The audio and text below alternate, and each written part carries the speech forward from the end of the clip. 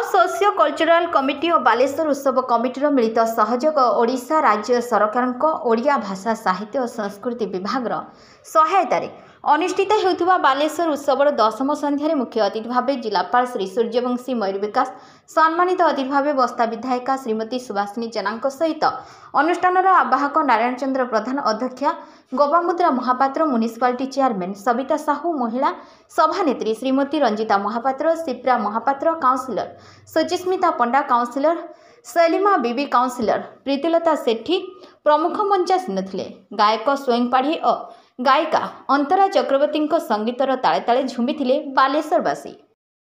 बहुत खुशी अच्छे समस्त को मोर नमस्कार जय जगन्नाथ। बालेश्वर जेबे भी आसे कलार माटी बहुत भल पावा मिले भल गीतर आदर हुए ये सब कलाकार मानक सम्मान दि जाए से बालेश्वर जेबे आसे बहुत खुशी लगे।